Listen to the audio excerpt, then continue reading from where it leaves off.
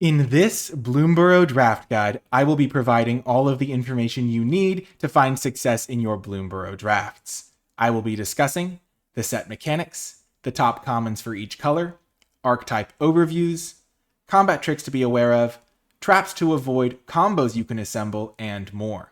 Kicking things off with the set mechanics, they are Offspring, Gift, Forage, Valiant, and Expend. Offspring is an extra cost that you can pay when you cast your creature spells, and if you pay the Offspring cost, then the creature will come into play and bring a 1/1 copy of itself along with it. Notably, that will trigger the enters the battlefield effects and all of that good stuff as well. Pretty straightforward. Next is the gift mechanic, which lets you gift something to your opponent as you cast your spell, and if the gift was promised, you get an extra benefit. So in the case of Consumed by Greed, you gift a card, which means your opponent is going to get to draw a card when you cast your Consumed by Greed, but you also get to return target creature card from your graveyard to your hand because you promised that gift. So a bit of a, you give your opponent something, but you also get something in return. Next is the Forage ability, which is going to let you exile 3 cards from your graveyard or sacrifice a food to get an extra benefit. So in the case of Treetop Sentries, if you forage when it comes into play, you get to draw a card.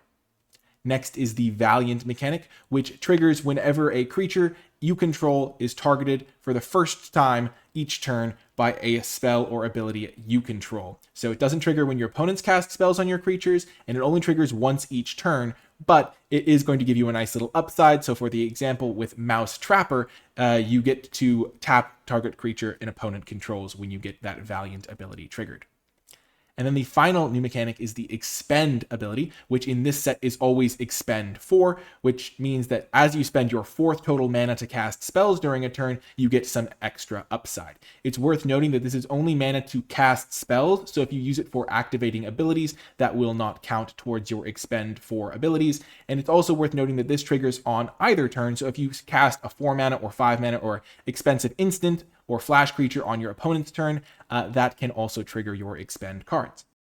Moving on to the top commons, kicking things off with white. At number 1 is Intrepid Rabbit. 3 mana for a 3/2 isn't great, but when you spend 4 mana for a 3/2 and a 1/1, then that gets much more appealing. And the fact that when it enters, you get to buff up 2 different creatures or the same creature twice with that enters the battlefield effect means it's going to enable some attacks, make 2 bodies for 1 card, and play well with a lot of the synergies you'll find in this set, which makes it a card you'll want to prioritize.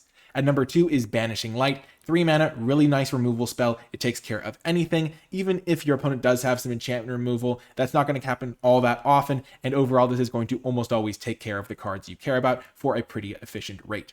And then at number 3 is Warren Elder, which is a really nice 2-drop. It really benefits if you have a lot of creatures in your deck or a lot of token makers or things like that. So it plays really well with things like the Intrepid Rabbit, but it's also just a solid card for any, like most white decks, because most white decks are going to have creatures. You don't really have to like build around it for it to be good. And one thing worth noting is that you can activate this ability twice if you do get to the late game. And that's actually a really relevant part of the card, because once you get up to 8 mana and you're giving all your creatures +2/+2, that's a really nice win condition attached to an early drop. Next is blue. At number 1 is Dire Downdraft. A 4 mana removal spell isn't crazy good, but the fact that a lot of the time you'll get to cast it for 3 at instant speed is actually quite nice upside. It's important to note that putting the creature on top or bottom of your opponent's library is essentially card parity, because they'll have to draw it again on their draw step, so it's not like it's putting you down a card in the way a bounce spell would, and so this card is quite nice. At number 2 is Dazzling Denial. A mana ability to counter your opponent's spell unless they pay 2 is almost always going to counter what you want in the early turns of the game, and if you have a bird, or at least a couple birds in your deck, then it's going to often counter what you care about countering in the late game as well, especially because with the Offspring ability, players are often going to have a way to spend a lot of mana in the late game, which means that they'll cast their creature for the Offspring ability, and then you'll still get to hit it with your Dazzling Denial, which is just a nice little ability to have on a 2-drop. And then at number 3 is Lightshell Duo. A 4 mana 3/4 is a little bit below par in terms of stats, but the prowess ability means that if you're holding up mana, your opponent is going to have to respect the fact that it can be a 4/5 when they're making their attacks and things like that. And Surveilling 2 is a really nice upside to have as well attached to this 4-drop, because in the late game game, every land you surveil away, it's almost like drawing a card. And in the mid game or even early game, when you cast this on turn 4, you're pretty happy to like sculpt your next couple draws, maybe set up for the threshold mechanic, which we'll see on some cards later, but that does care about having a full graveyard. Next is black. At number 1 is Nocturnal Hunger. 3 mana for destroying any creature is just a really good rate, and the fact that this only costs 1 black mana to cast means that you're going to be able to cast this on the early turns if you need to, which is really nice as well. The fact that you lose 2 life can be a downside, but there are some cards in this set that care about whether you gained or lost life on your turn, so in some cases that can even be an upside. And if you're a slow controlling deck, oftentimes you won't care about gifting your opponent a food if your life total is going to be relevant. So Nocturnal Hunger is a really, really nice card. At number 2 is Bonebind Orator, a really nice 2-drop because when it dies or trades off, or if you mill it over, or if you discard it for some reason, it's going to get you some value from your graveyard, which is really nice to have on a 2-drop. 2-drops with utility in the late game are really just good to have for your deck because it means that in the early game, you have something to do, and in the late game, it helps you pull ahead anyway, which is just really, really nice. And this one even does so from your graveyard. So if it dies, it can just sit there for a while before you have to use it. And then at number 3 is Glide Dive Duo, a really nice top-end card for pretty much any black deck. If you're a slower deck, the life gain can be really nice, and you can start killing your opponent in the air. If you're an aggressive deck, the 2 damage to your opponent really does mean a lot. There are cards and decks that care about having your opponent lose life, that care about you gaining life, and you care about you having like all sorts of things, like having flyers or things like that. And so this card really just synergizes well with the set and is going to fit into a lot of the archetypes very well as a top-end card. It is a bit expensive at 5 mana, but it's a card that you're happy to spend 5 mana for. Moving on to red, at number 1 is Take Out the Trash. 2 mana to deal 3 damage to target creature is really, really just a nice rate. And if you do have a raccoon, you get to even filter your draw a little bit, which is very powerful upside on a card that's already good, which makes Take Out the Trash very, very nice. And instant speed means that it's going to punish your opponents sometimes if they go for combat tricks or things of that nature.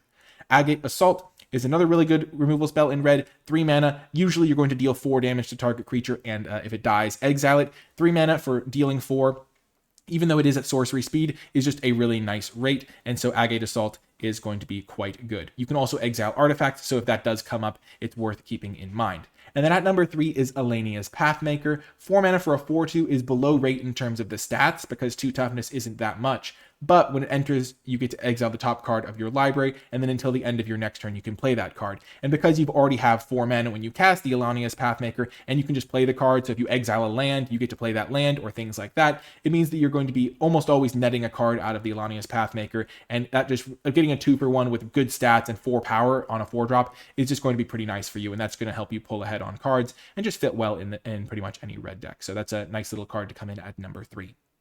Moving on to green, at number 1 is Baker's Bane Duo. 2 mana for a 2/2 that comes into play with a food token is just really, really nice. If you're a slower green deck, that food token can help buy you time against the aggressive decks in the format. If you're a deck that cares about foraging, then you can use that food for some extra value on your cards with forage. And then Baker's Bane Duo also has, whenever you expend 4, it gets +1/+1 until end of turn, which means in the early turns, it's going to trade with other 2-drops, but in the mid game, when you're casting some bigger spells, it's going to attack as a 3/3, which means that it's going to get some extra trading with maybe trading with some bigger creatures or forcing your opponent to make awkward blocks or things like that. So Baker's Bane Duo is a really nice 2-drop that every green deck is going to be happy to have.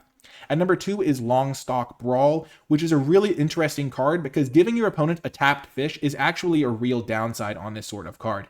But the fact that it's just so efficient and can definitely just like steamroll a game, like if you have a 3/3 and your opponent has a 3/3 and you just kill their 3/3 and then you get to hit them for 4 or something like that.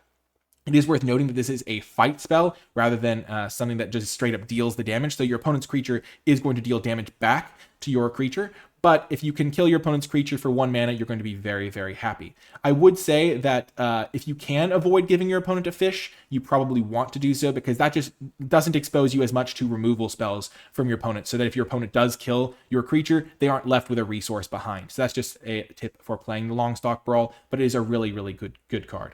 And then at number 3 is Rustshield Rampager. 4 mana for a 4/4 with some pseudo evasion is really nice because one of the problems with these sorts of cards is that they can get chump blocked or things like that. And then the fact that in the late game, when you get up to 6 mana, you get to have an extra 1/1 with pseudo evasion coming along for the ride as well. It means that you're just going to end up with a card you're happy playing because 6 mana for a 4/4 and a 1/1 isn't great, but a 4/4 for 4 with this kind of ability to be kind of harder to block is quite nice. And so I think Rustshield Rampager is a card you're going to be pleased to play in your green decks. Moving on to the color rankings, at number 1 is red. Red just has really, really good removal, as we just saw with the top commons, and a lot of its uncommons are quite juiced as well, and it plays really well synergy-wise with the other colors in this set. And number 2 is green, very deep roster of commons, even beyond the ones I was able to highlight, and also has really good uncommons and synergy with the other colors. So a nice, good top 2 colors there.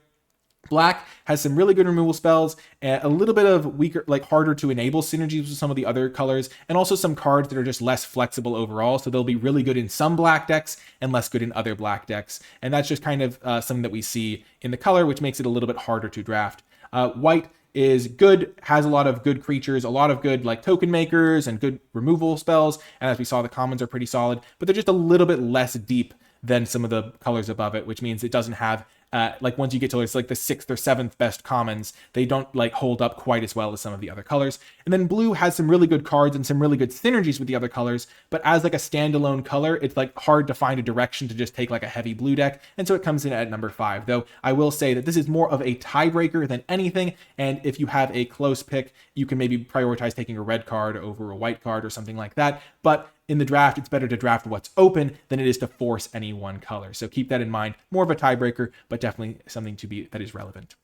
Moving on to the archetype overviews, kicking things off with Red-White. Red-White is a deck that cares about Valiant, and it has a lot of mice in it. So Seedglaive Mentor is really the signpost uncommon for this deck. 3 mana for a 3/2 Vigilance Haste, just really hits hard as it comes down, and it has Valiant, so it can grow over time. Bramble Guard Captain is a really nice card in this deck because it lets you trigger Valiant every turn without having to invest extra cards into that. So your Bramble Guard Captain can just buff the Seedglaive Mentor every turn, and that's a way of targeting it to give it those extra counters. And then Mabel's Medal is a really nice combat trick for this deck because it lets you target 2 of your different creatures for just 1 card at instant speed, which means if you have multiple Valiant creatures in play, you get to enable both of them by surprise. So be aggressive, have cards that target your creatures, but make sure you don't go overboard on the targeting effects at the expense of running out of creatures to play. Next up is Blue-Black, which is a deck that cares about filling your graveyard and giving the Threshold mechanic, which is when you have 7 or more cards in your graveyard. So Tidecaller Mentor is really nice. It's a 3 mana 3/3 menace, and then once you get to Threshold, when it comes into play, you get to bounce target non-land permanent to its owner's hand, which is quite nice. Shoreline Looter is a really good card in this deck. It's absolutely fantastic in any blue deck, but especially here because it's a 2 mana 1/1 that can't be blocked, and when it hits them, you get to draw a card and discard a card, which means that as it hits them, you are filling your graveyard to get towards the Threshold ability, and then once Threshold is enabled, you get to just straight up draw cards and win the game with card advantage, which is really, really nice. And then Wix Patrol is a nice card here as well because for 6 mana, comes into play, mills you some cards, which might get you the last 3 cards you need to enable Threshold, and gets to kill a creature an opponent controls most of the time if you have something in your graveyard. So that's just a really nice top-end threat for this sort of strategy. Next up is Green-White, which is a rabbit token deck. Also, the Blue-Black deck cares about rats, as you probably noticed. Next is a Green-White rabbit token deck. So you get access to a card like Burrow Guard Mentor, which can be absolutely huge for just 2 mana, power and toughness equal to the number of creatures you control. It's worth noting it does count itself, so it will always be at least a 1/1, so you can play it on turn 2 safely, and it does have trample, so once you get a lot of creatures into play, you're going to be quite happy. Hop to It is a really good follow-up play to Burrow Guard Mentor. It makes 3 1/1 rabbit creature tokens, so if you go Burrow Guard Mentor into Hop to It, all of a sudden you're attacking your opponent with a 4/4 Trampler on turn 2. Absolutely fantastic. And those tokens are put to good use in the green-white strategy, especially with cards like Hazard Root Herbalist, which is a 3-drop that gives a creature +1/+0 until end of turn when you attack. And if that creature's a token, it gains Death Touch. So just imagine turning each of those 1/1 rabbit tokens into 2/1 Death Touchers in a board stall in the mid game. All of a sudden, your opponent always has to trade a real card for that rabbit token if they want to be able to block it. So that's just a really nice ability to have in your token deck. Next up is Blue-Red, which is an Otter Spells deck that cares about casting instants and sorceries. Stormcatch Mentor is fantastic in this deck. It has prowess, it makes your instants and sorceries cost 1 less, and overall is the perfect card to play on turn 2. Coruscation Mage is also absolutely fantastic in this deck. The fact that you get to ping your opponent as you're casting your spells, as you're churning through your deck, as you're killing your opponent's creatures is fantastic. And the fact that it has Offspring too means you're going to be pinging your opponent doubly fast as you're playing your spells, which is really, really nice because because what you often care about on this card the most is its pinging ability rather than the stats of attacking and blocking. And so getting an extra copy for an extra 2 mana is really nice. And then Pearl of Wisdom is a really fantastic common for this deck because you're often going to have an Otter in play, and you really care about having that spell triggering ability to just cast your Pearl of Wisdom, trigger your prowess creatures, trigger your Coruscation mages, trigger any number of other cards like that. And drawing 2 cards draws you towards more spells to cast. And with Pearl of Wisdom, you're going to often have an Otter, so casting 2 mana, draw 2 is just really efficient. And if you have Stormcat's Mentor in play, you're even going to be playing 1 mana to draw those 2 cards, which is fantastic, obviously. Next is Black-Green, which is a deck that cares about squirrels and the forage mechanic and the graveyard. Vinereap Mentor is a fantastic uncommon for this deck. 2 mana for a 3/2 is already great stats. And the fact that when it enters or dies, you get a food token is just stellar and is going to really fuel your synergies while being a great threat. Curious Forager is another way to get value when you are making like those food tokens and are providing yourself with forage fodder, which is a nice little squirrel payoff. And then Savor is another removal spell here that you can use to kill one of your opponent's creatures, their small creatures, or even use it as a combat trick to shrink something mid-combat and then make a food token that you can then use for your foraging shenanigans. So the green-black deck, definitely a grindy forage type of deck.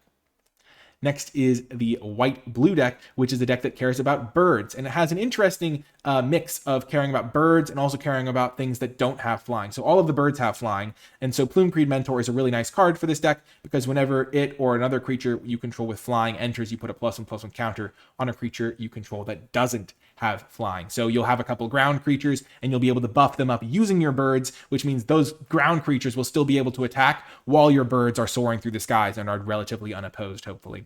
Night Fisher is a fantastic card for this deck. Not only is 5 mana for a 4/5 flyer just excellent stats, but whenever you're playing birds, you get extra fish tokens. That's just absolutely stellar because those help you chump block on the ground or maybe even trade for things while you're flying through in the air. And then just keep an eye out for extra birds. Strike Force is really nice to have. 3 mana, 1/3 flying, double strike, vigilance, just pecks in literally for damage while you it also holds back some creatures on the ground, and also of course wears buffs incredibly well like +1/+1 counters or anything you can put on it.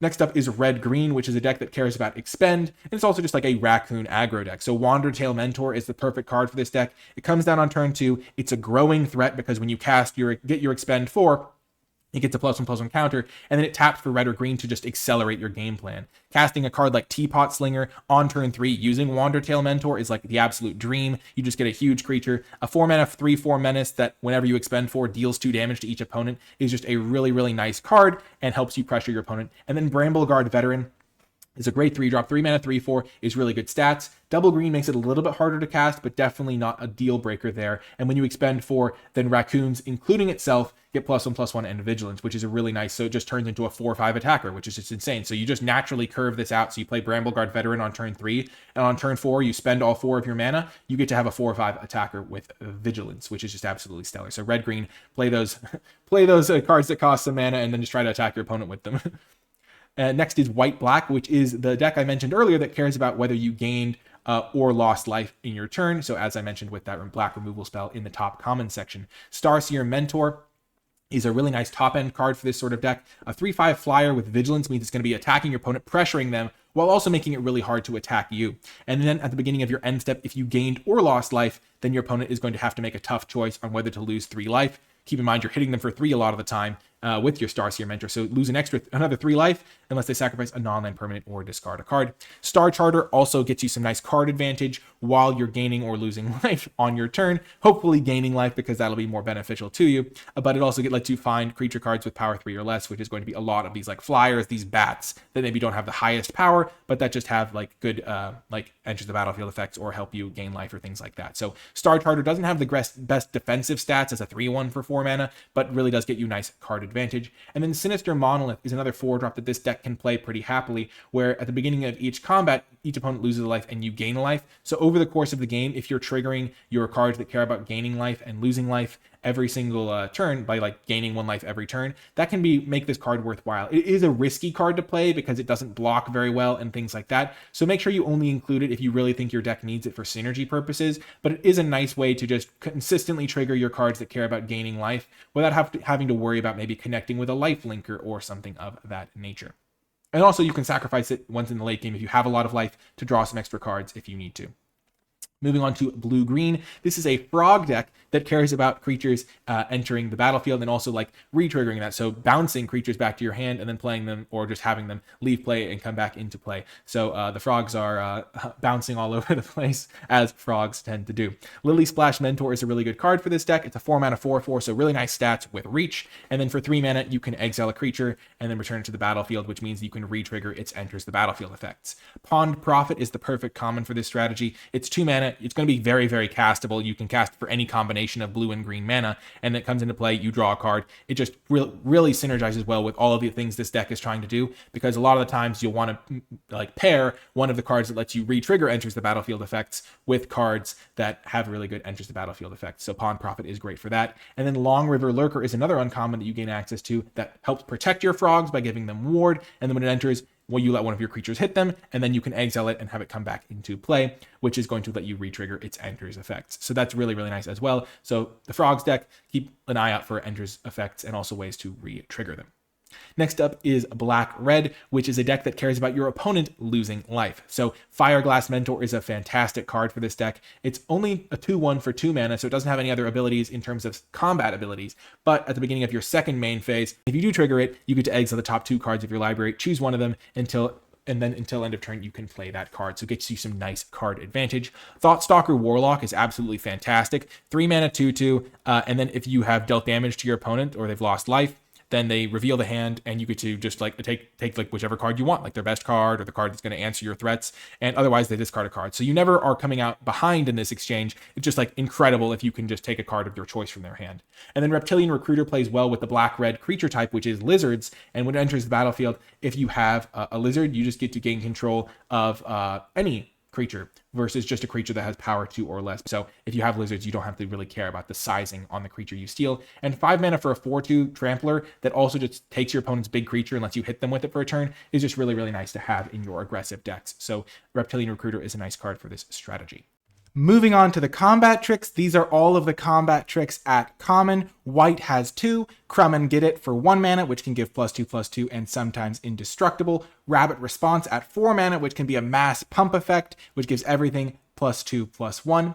Blue has 1 combat trick, Shore Up at 1 mana, which gives +1/+1 hexproof and untaps the creature. Black has 1 combat trick as well, Scales of Shale, which costs a variable amount of mana depending on how many lizards you have, but in a lot of decks it's going to be 3 mana for +2/+0, lifelink and indestructible. Lifelink in particular can maybe be relevant for those bat decks. Red has Might of the Meek, which is kind of a combat trick and kind of just an excuse to enable Valiant triggers or prowess, but it also replaces itself, so everyone forgives it. And then Sazakap's Brew, which is a really weird kind of combat trick, kind of not, but if you give them a fish, you can get +2/+0. And then High Stride in green is +1/+3 for 1 mana and untaps the creature and gives it reach. So a little bit of a cheap trick that can sometimes be an ambush and oftentimes is pretty nice with high power, low toughness creatures.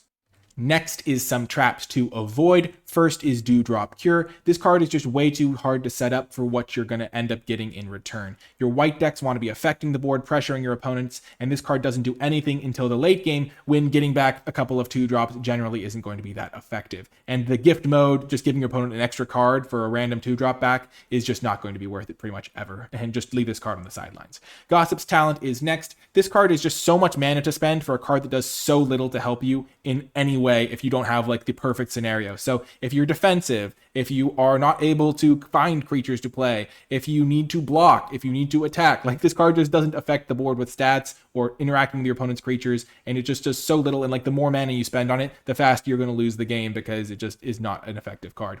And then at number 3 is Long River's Pull here in the traps section. It's a card that you can play, like if it was just double blue counter target creature spell, you could sometimes play that in your heavy blue decks, but I feel like the gift mode is a trap that makes people think this card is going to be better than it is, because giving your opponent a card is a huge downside. It 2-for-1s yourself on this card because you're spending your Long River's Pull, they're going to get a card back out of the card that you countered. And so generally you should not be doing that mode, and the fact that that mode exists makes this card look better than it is, and it's definitely a trap as a result.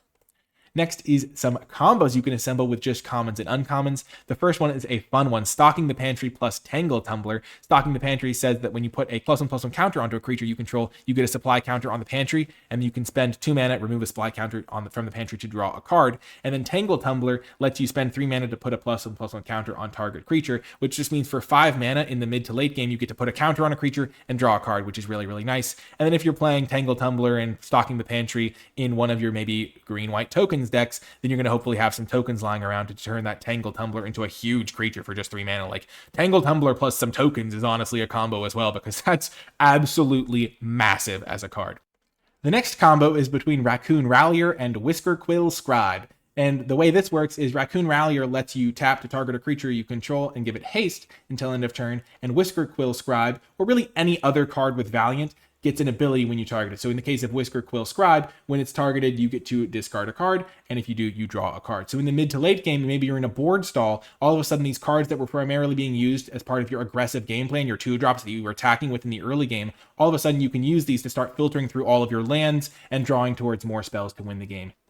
Next is the combo between Repel Calamity and Bravekin Duo. Repel Calamity destroys a creature with power or toughness 4 or greater, which means that it oftentimes only kills like big threats or late game cards, and sometimes your opponent won't play big creatures and you can't kill anything. Bravekin Duo, however, lets you target a creature to give it +1/+1, and notably, you can target your opponent's creature. So if your opponent has a 3/3 or a 2/3 or a 3/1 or something like that, you can buff up its power and toughness with Bravekin Duo, and then use your Repel Calamity to kill it, which is a really nice synergy and combo to be aware of.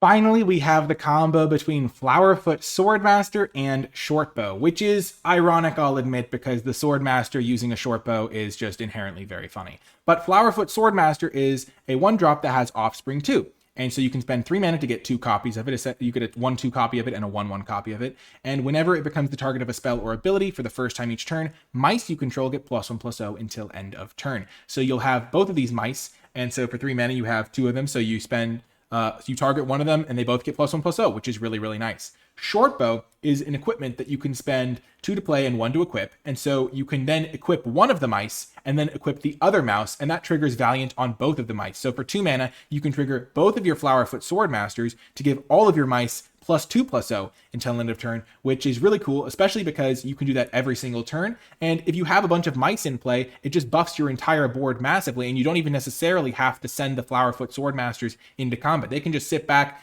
trading the bow back and forth every turn for 2 mana to just buff all of your other mice, which is a really nice upside to have as well. Shortbow is just a really good card in Valiant decks and plays especially well with the Flowerfoot Swordmaster.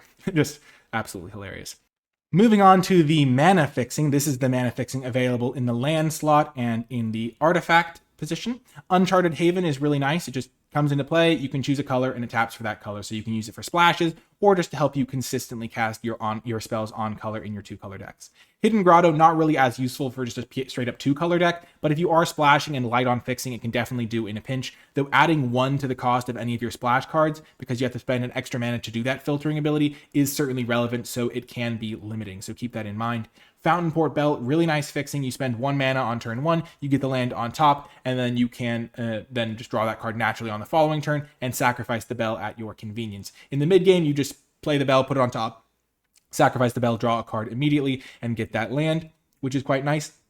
It's also worth noting that if you don't need a land, you can just play the bell and then sacrifice it, and you don't have to put the land on top. So you can just use it to like cycle itself in the mid to late game, which is quite nice upside as well. Also fills your graveyard to help you with Threshold. And then 3/3 Mascot is unreliable as fixing, but it can be used as like a supplemental source because it lets you filter 1 mana into a mana of any color. It's a shapeshifter, so it can potentially enable some synergies and things like that. And a 2/1 is like actually can trade with some cards in Magic the Gathering. And then in green at common for fixing, we have 3/3 Rootweaver. Again, the same caveat about being a creature, so therefore more vulnerable, but tapping for a mana of any color. And then Heaped Harvest, 3 mana, you can get a basic land, put it directly into play, so it's ramp as well as fixing, and then it leaves a food behind, which you can use for foraging, or you can use it just to gain that sweet life. Moving on to some final tips. First up, there is a cycle of 5 spell lands, 1 for each color, and they provide great flood insurance and utility. So Lilypad Village is the perfect example. You just play this, and you can use it for blue to cast your creature spells, or colorless to cast your other spells. But in the mid game or the late game, when you have a frog, bird, otter, or rat enter the battlefield, you can spend a blue in addition to tapping the village, and you get to surveil too. So that just means in the mid game, you'll maybe draw one of your otters, you use your lily pad village, all of a sudden it helps you find more spells, and that can just be the difference maker in a game where you and your opponent both have top deck mode, and you just have one of these lands. That can be the difference maker. So these lands are quite nice to have. And then the final tip, if you stay flexible in the draft, you can get past strong synergy pieces late that other decks can't use. As we talked about in the archetype overviews, there are decks that care about tokens, there's decks that care about spells, there's decks that care about life gain, there's decks that care about your opponent losing life. There's all sorts of different strategies, and if you stay flexible in the draft portion, there are going to be cards that your opponents cannot use that will be perfect for your deck if you read the signals and find the open strategy. So keep that in mind, stay flexible in the draft, and get rewarded. That is going to do it for this draft guide, though. Thank you so much for watching. Remember to hit the thumbs up button, subscribe for more, and comment if you have any questions or feedback. And to let me know you made it all the way till the end of the video, leave hashtag BloomDrafter in the comments section down below. That's going to do it for this one, though. I hope to see you battling it out on Bloomburrow, and I will talk to you next time.